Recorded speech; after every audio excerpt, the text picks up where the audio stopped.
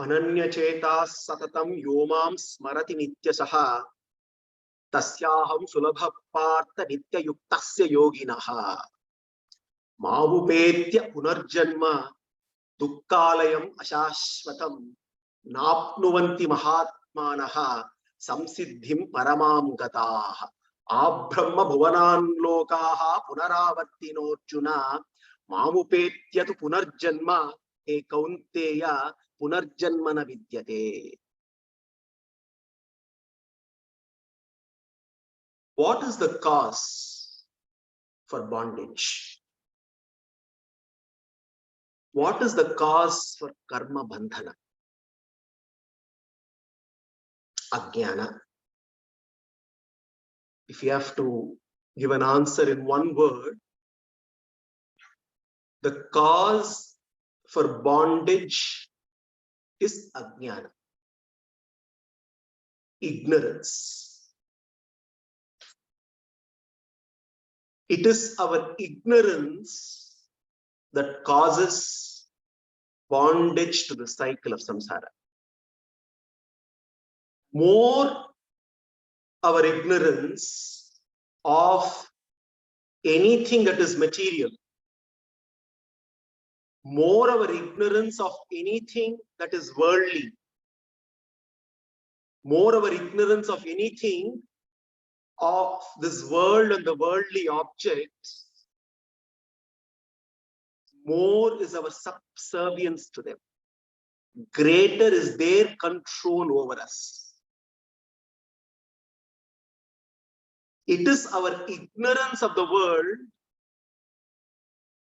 that causes our slavery to the world.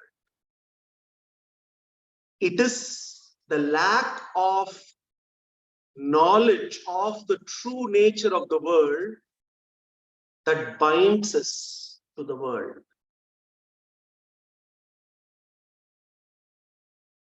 When we know something, then we are not bound to it.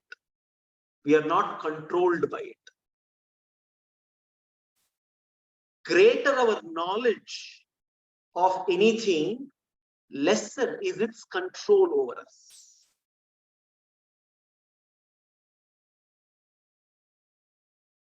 When we know the true nature of the world, we can never get bound by it. When we know that the world and the worldly objects are fleeting in nature, temporary, ever-changing, this knowledge ensures that we are not bound to the world. Even when we are not aware of the physical laws of nature, the physical laws of nature become limiting, become constraining. As an example, if we do not know the law of gravity, if we do not know how the law of gravity controls us, constrains us, there is no way we can overcome the law of gravity. The knowledge of the law of gravity allows us to manage it and fly. Knowledge is liberating in nature. The process of birth and death is governed by a mysterious law, a miraculous law, a law that is not easily comprehensible. There is a law that governs this process of repeated births and deaths. There is a law that governs the journey between a birth and death, and there is this law that governs repeated births and deaths. Ignorance of this law is the cause for our bondage. It is the ignorance of this law that governs the process of birth and death that binds us to samsara.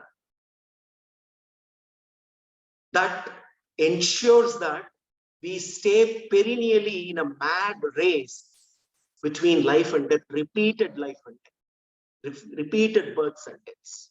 without really realizing that life is an opportunity not to race from birth to death, but to rise from mortality to immortality. It is our ignorance of death that causes agony, that terrifies us all the time, that grips us with fear. Death is not termination of our existence. Death is not a termination of our existence. It is only a transition in existence.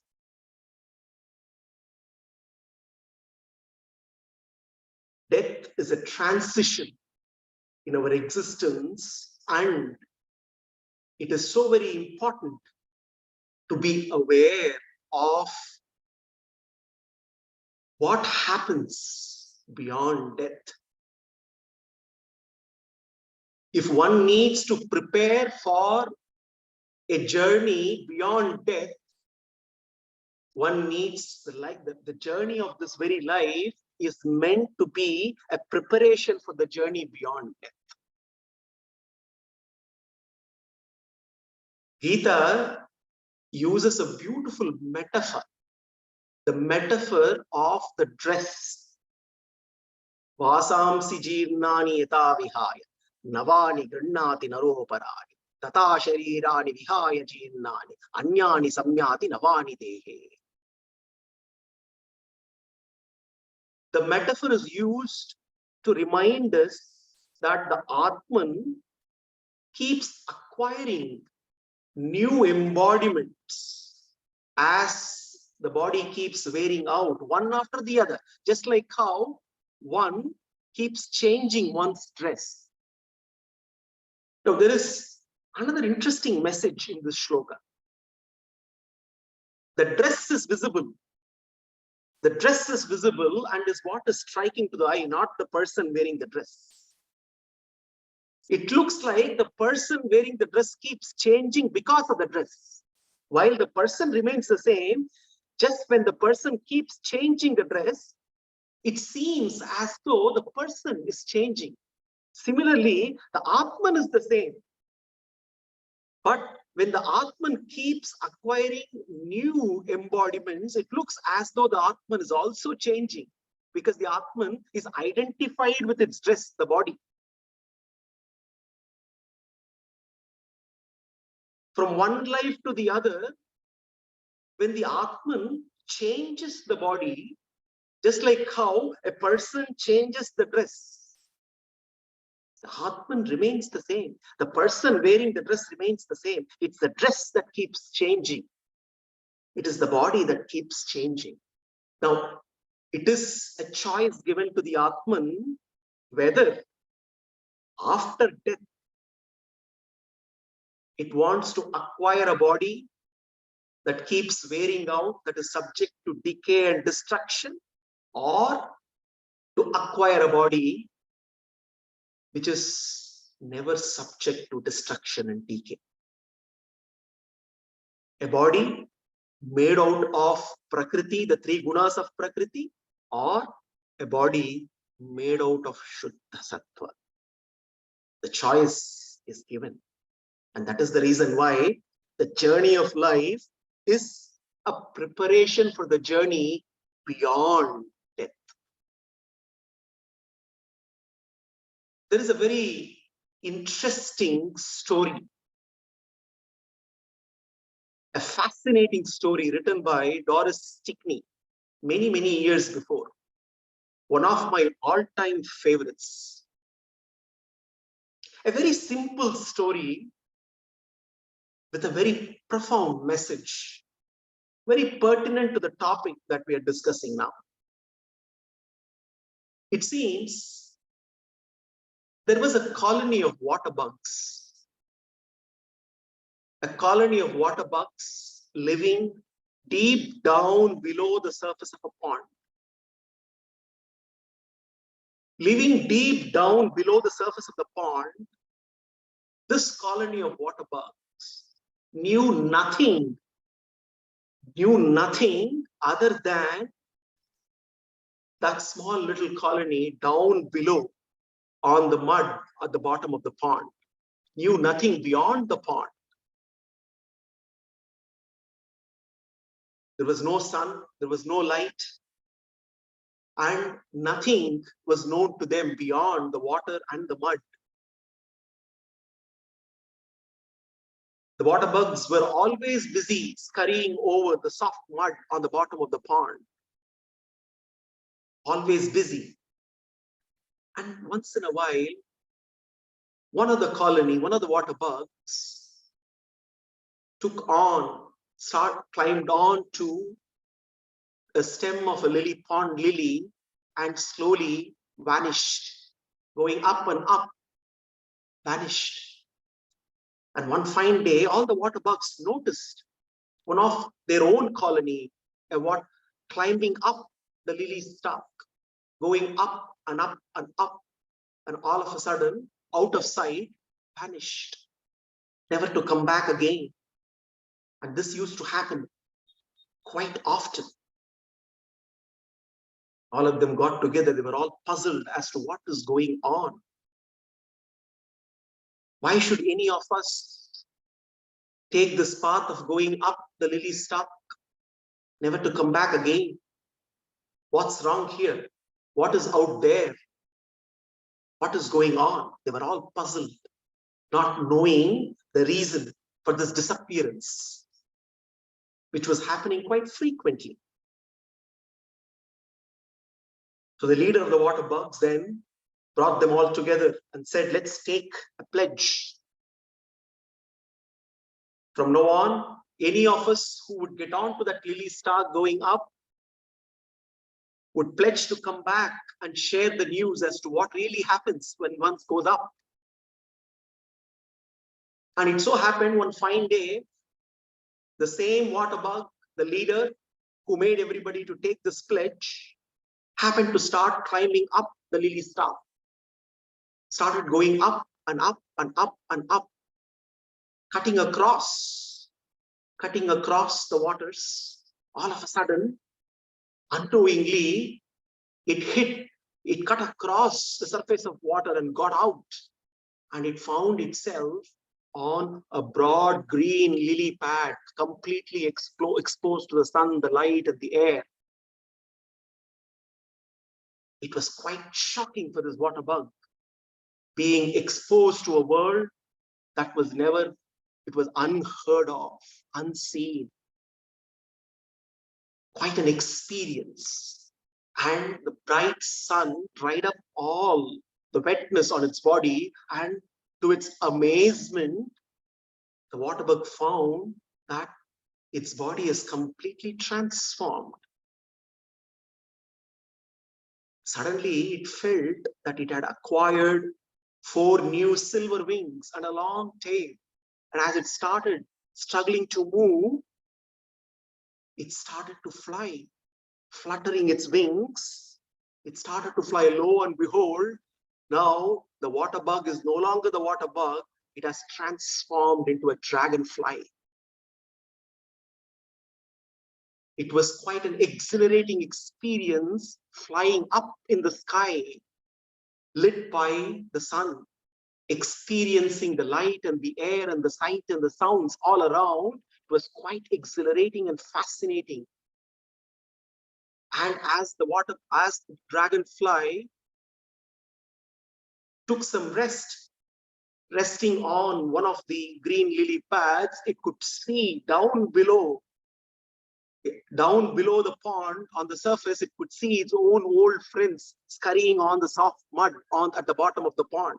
And then it was reminded of the pledge that whoever took upon this journey would go back to share the news. But then it's no longer a water bug. It is now transformed. It is now transformed into a dragonfly. All that it could do was just look at those water bugs, but could not go back to the colony. This dragonfly praying that one day all its fellow water bugs would also join him with this beautiful body. In awe and in amazement, it started flying once again, fluttering its skies into the skies. This story of the water bugs and the dragonfly is so very interesting because it teaches us that there is something beyond death. Hidden within the simple story is a message that the journey doesn't come to an end at the time of death. Rather, death is a new beginning. A beginning that can be glorious if there is adequate preparation during the life that is lived. For all of us, when we think of home, the word home represents love, unlimited love, boundless love, comfort, security.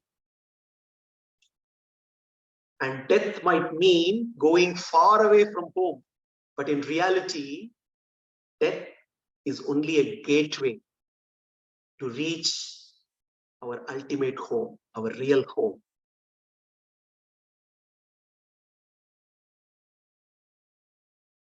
When we fare well in this very life,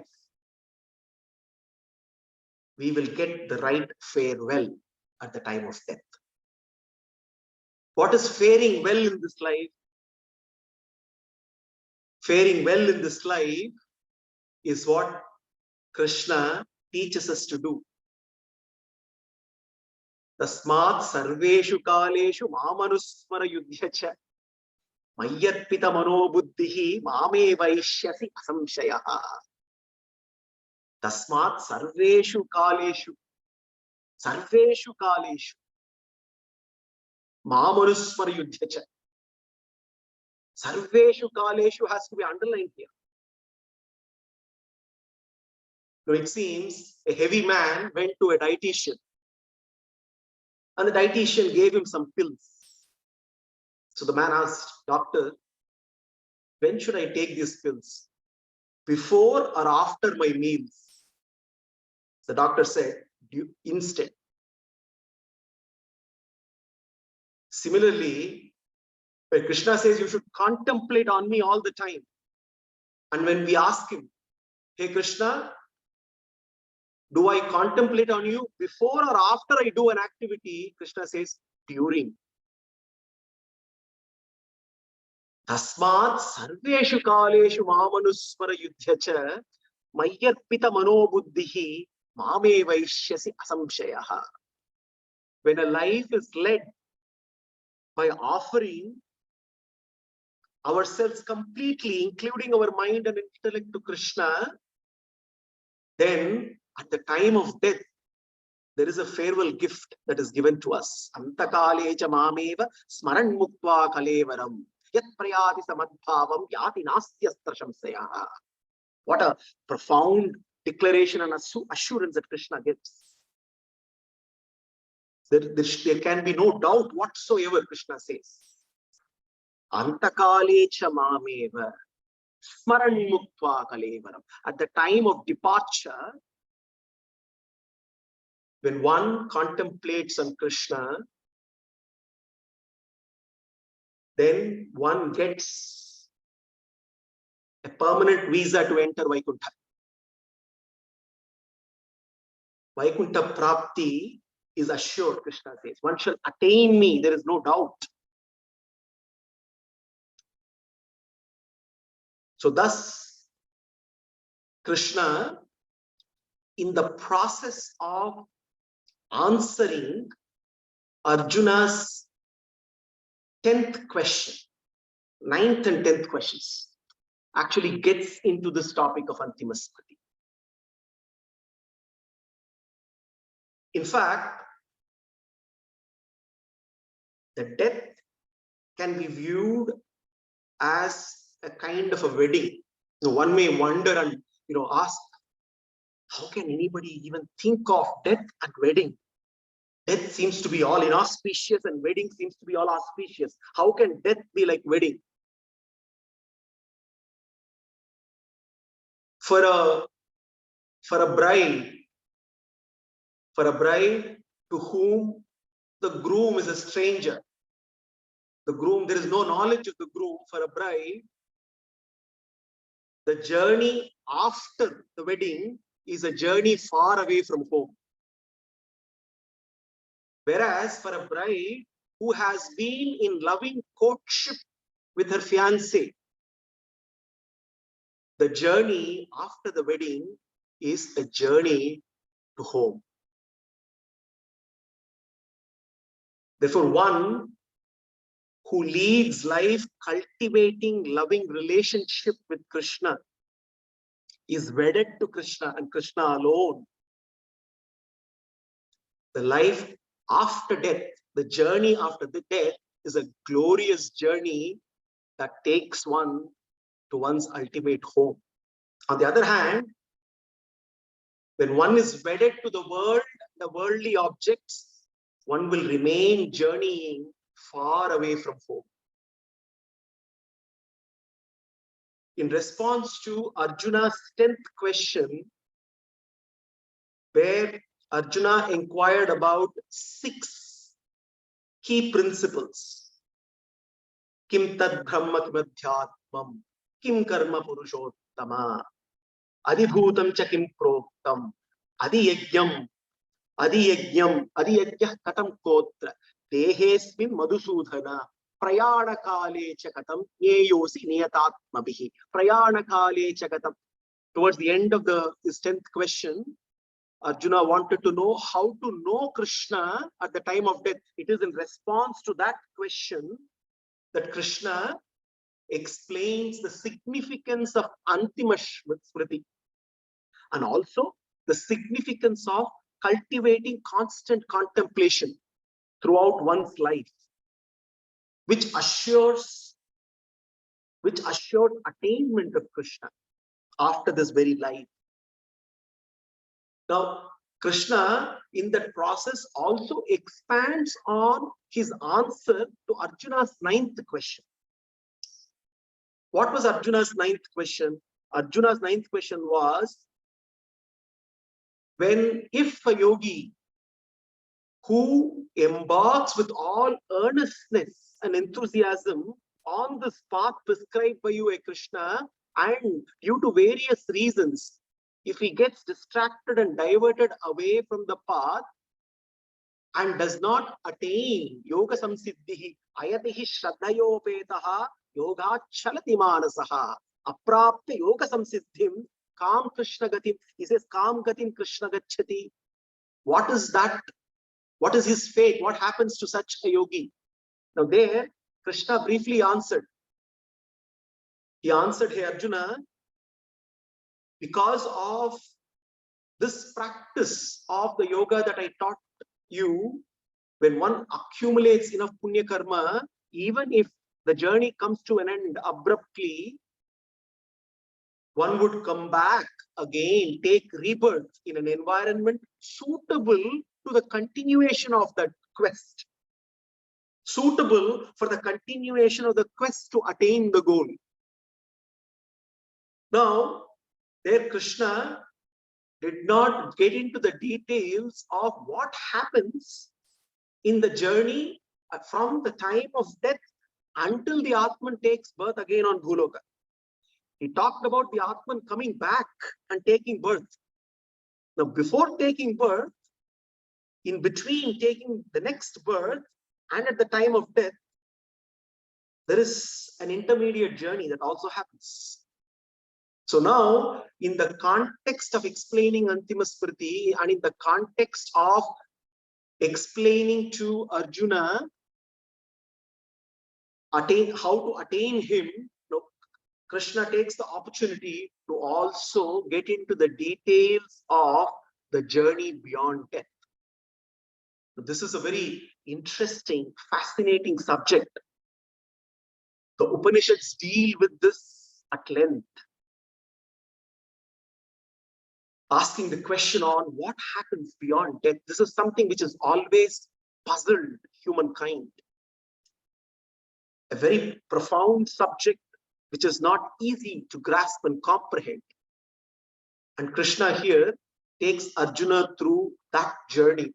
Krishna talks about what happens to a Sukritinaha. We need to understand here that discussion is a continuation of what happened, the journey of his bhaktas. So Krishna talks about the journey beyond death, the paths available to Sukritinaha, because he is talking about the journey of his bhaktas, classified into 4 or 3: Aishwaryarthi, Kaivalyarthi, Bhagavad Charanarthi. Artaha, Attarthi, Jigyasu, Jnani. Now, Krishna talks about the path that is available for those who have accumulated punya karma, the path that takes them to higher lokas and brings them back. And there is a path which takes them to Krishna, and from where there is no coming back. Yatra kale tvanavrittim avrittim chaiva yoginaha prayata yantitam kalam vakshyami bharatarshapa. Yatra kale tu anavrittim, a state of no return. This is what the Upanishads call nacha punaravartate, no coming back, no return to this, the struggles, the travails of samsara. Yatra kale tu anavrittim, avrittim chaiva yoginaha. Avritti, subject to return. Prayata yantitam kalam. Now here, Krishna uses this word kala.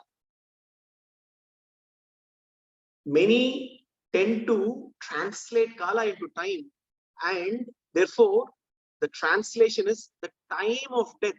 Yatra kale, it is Krishna here is not talking about time, he is talking about the marga, the path. Prayata yantitam kalam, prayata, the time of departure of the Atman, exit of the Atman from the body. Hey Arjuna, let me present to you.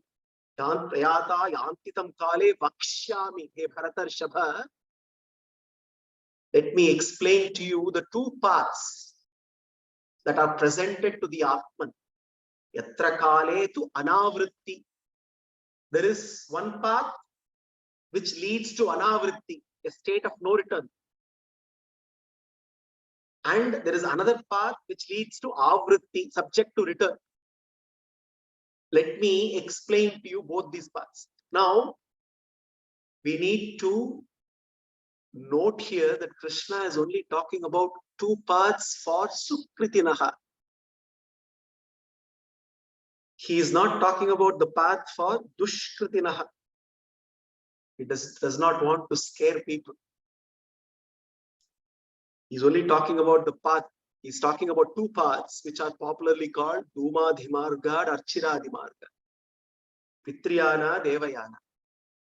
He's not talking about the path for Dushkritinaha. This embodiment, the body in which the Atman dwells, comprises of 72,000 nadis. A nadi is like an energy channel which is spread throughout the body. Nadi is translated as tube. These are not physical tubes. These are energy channels through which the prana operates within the body. The prana flows within the body through these 72,000 nadis. And out of these 72,000 nadis, 101 nadis branch upwards. 101. The rest, 72,000 minus 101. The rest of the nadis branch downwards. The Shastras say there are 3 paths available for the Atman. The Atman, which is indwelling in this body, which comprises 72,000 nadis, For the exit of the Atman from the body at the time of death, there are three paths available. One path is when the Atman takes any of the nadi which is branching downwards. Two paths available to the Atman when it takes any of the nadis of 101 nadis branching upwards.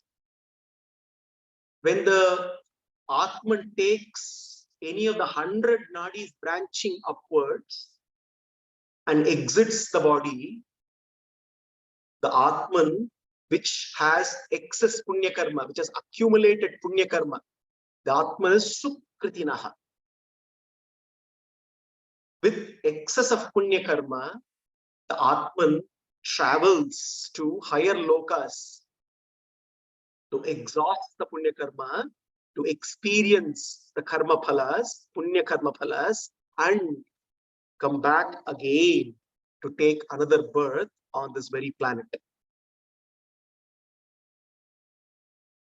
The Atman, which is dushkritinaha, which has excess of papa karma, takes any of the 72,000 minus 101, any of those downward branch nadis, exits the body to travel to the lower lokas, to the various narakas, to experience papa karma, and then to come back to take another body based on its own, the next set of prarabdha, back again in Bhuloka.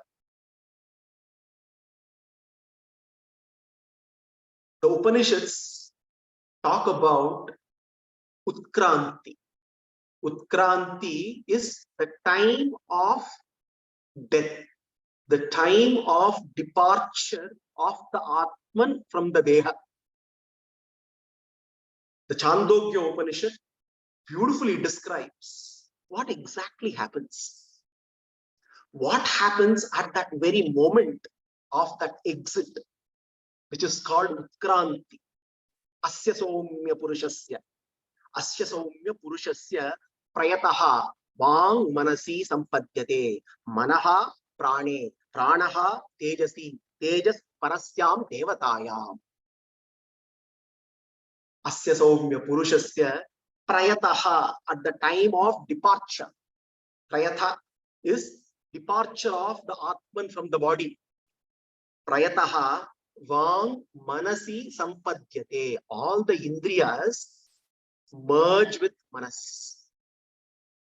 The Indriyas stop to function. They merge with Manas. As an example, Vak, the faculty of speech, ceases to function, but the mind still operates. This is the first stage of Utkranti, the departure of the Atman from the body. Vang Manasi Sampadyate. Manaha Prane. The Manas then merges with Prana. Then the mind also stops operating, but there is still Prana in the body. Prana is still operating, but the mind is not functioning. The Indriyas have stopped functioning, the mind has stopped functioning, now the Prana is still operating. Pranaha Tejas. And then Tejas Tejaha Parasyam Devatayam. Now, finally, the Indriyas that merge with the mind that merge with Prana, the Prana merges with Agni, and together merges with all the Panchabhutas. And now the Atman is ready for departure. The Atman now is ready for departure, and for the Sukritinaha who have excess punya to be exhausted, who are not yet ready for mukti, the path available, Krishna says, is the path called Dhumadi Marga. Dhumo Ratris Tatha Krishnaha Shanmasa Dakshinayanam. Tatra Chandramasam Jyotihi. Tatra Chandramasam Jyotihi Yogi Prapya Nivartate. Dhumadi Marga is that Marga where the Atman, which travels on this Marga to the higher lokas, is subject to return, to take once again birth and be again in the cycle of samsara. This exit from the body is not a permanent exit. It is a temporary, it's an exit from one body to once again come back and acquire another body. But between, there is a journey that the Atman takes, which is a journey on the path called the path of darkness, Dhumadhi. Dhumaha is smoke.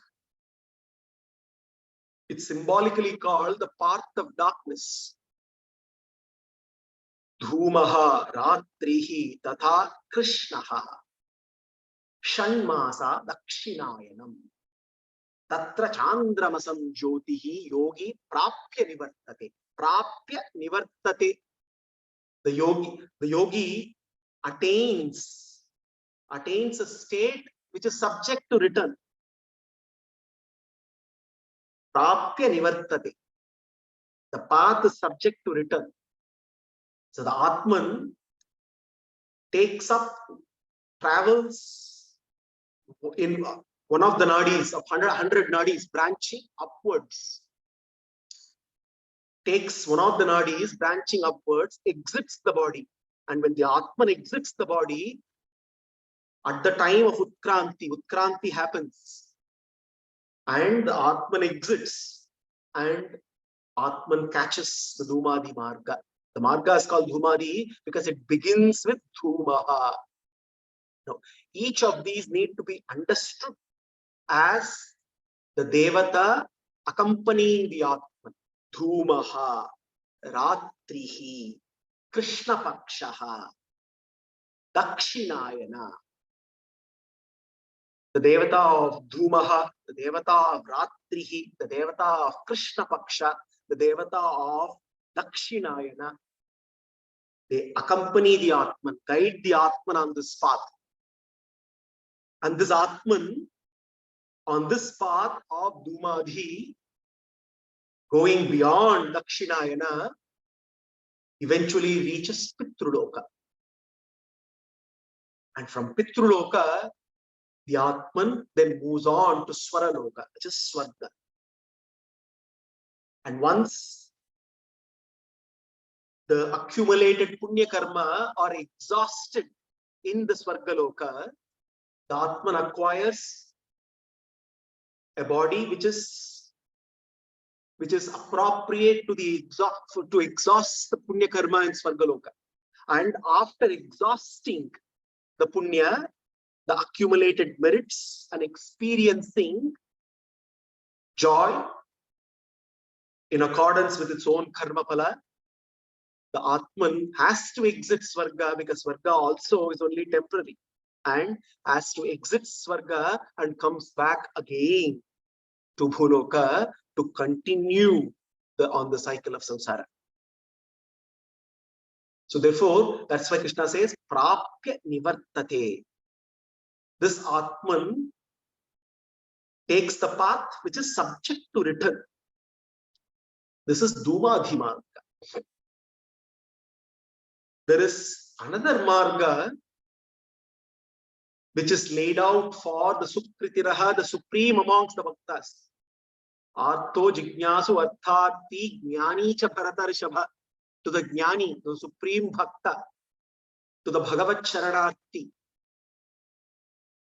A path that is tailor-made to receive this Bhagavad Charanarthi as the Atman exits the body. Now, there are 101 nadis, we said, that branch upwards. Out of the 72,000 nadis in the body, 101 branch upwards. Amongst these 101 nadis, there is one special nadi. This nadi rises all the way from the Mooladhara chakra in the body right up to the head and reaches the crown of the head. And therefore, this nadi is called Sushumna nadi, Murdhanya nadi, Brahma nadi. This is that special nadi which takes the Atman through the crown of the head, through what is called the Brahma Randhra, to take the exit and catch the right exit, the right path. Now, immediately, we all have this question. How will this Atman know Sushumna Nadi? There are 101 nadis. There are 72,000 nadis, first of all, of which 101 are branching upwards. How will the Atman know amongst these 101 nadis, the right nadi, the Sushumna Nadi? It's all dark inside for the Atman. How will it know? What happens if it takes the wrong nadi by mistake? We all have watched this in the movie. There is this bomb squad that comes.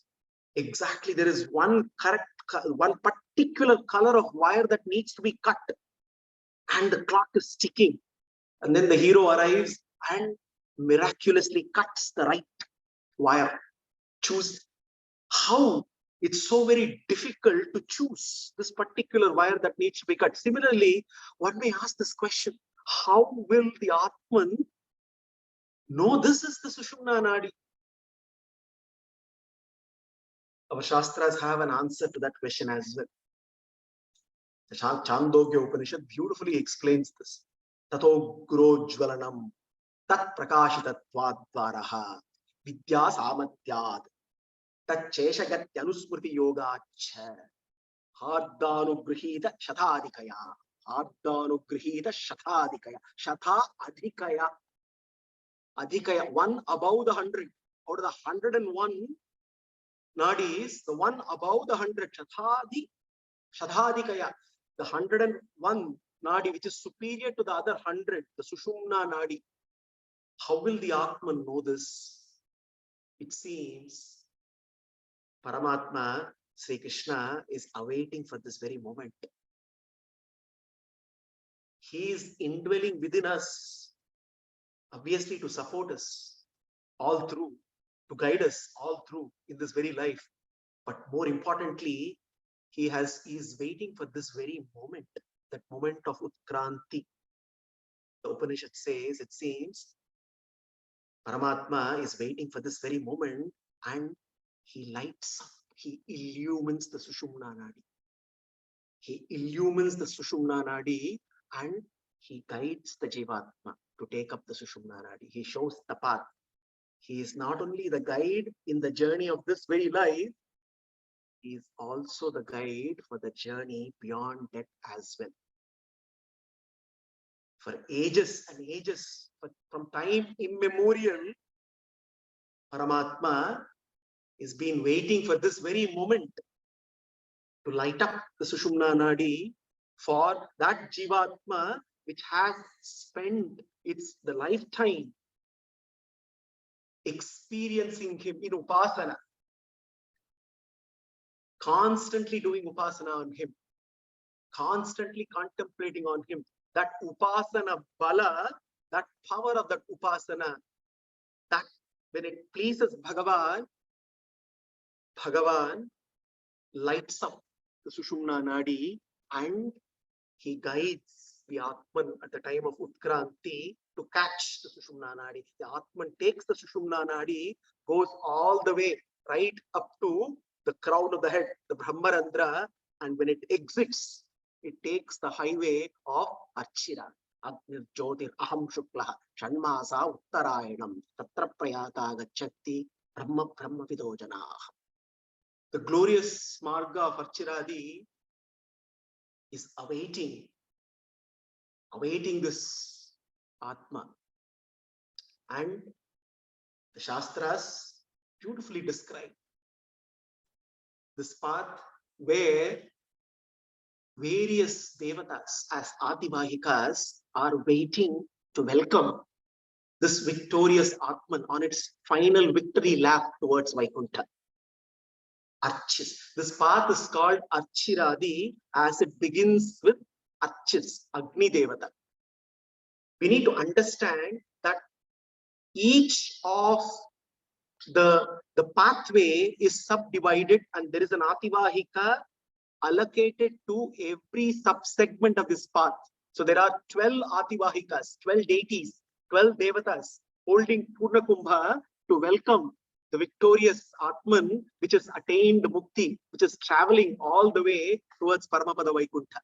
Archis, Ahas, Shukla Paksha, Uttarayana, Samvatsara, Vayu, Aditya, Chandra, Vaidyuta, Varuna, Indra, Prajapati. All of these Ativahikas are like guides, accompanying the Atman. Every segment of the Archiradi Marga, there is a Ativahika, there is a deity that accompanies the Atman and hands over the Atman from one segment to the other of the Archiradi Marga. Archis Devata hands over the Atman to Ahas Devata. Ahas Devata hands over the Atman to Shukla Paksha. Shukla Paksha hands over to Uttarayana. From Uttarayana to Samvatsara. From Samvatsara to Vayu. From Vayu to Aditya. From Aditya to Chandra. From Chandra to Vaidyuta. To Indra. To Prajapati. So thus, the Atman traverses through the glorious Archiradi Marga, welcomed by all the Devatas, and finally crossing over that divide between the material realm and the spiritual realm, which is called the Viraja. The Atman, with the help of Amanava Purusha, crosses over this realm and reaches Sri Paramapada Vaikuntha. And it going through the various states of Salokya, Samipya, Sarupya, eventually reaches the blissful abode and gets into communion with the Lord and attains Samyapatti Moksha, where it acquires 8 divine qualities, limitless, illimitable quality. Apakatapapma, Vijaraha, Vimurtyuhu, Vishokaha, Abhipasaha, Ajigitsaha, Satyakamaha, Satyasankalpaha. And in deep communion, blissful communion with the Lord, the Atma enjoys eternal bliss in loving servitude to Bhagavan. Now, thus Krishna explains to Arjuna the 2 paths available for Sukritinaha, the Rumati Marga and Archiradi Marga, and tells Krishna that there is one path which takes the Atma right up to his abode, which is not subject to return. Nachapunaravartate, Nachapunaravartate. Let us continue to contemplate on this glorious path of Archiradi Marga. The very contemplation on this glorious path is enough for us to secure the grace of Bhagavan and to attain Paramapada Shri Vaikuntha. Let us keep contemplating on this until we reach the next session to address Arjuna's next question. Sarvam Sri Krishna Arpanastu.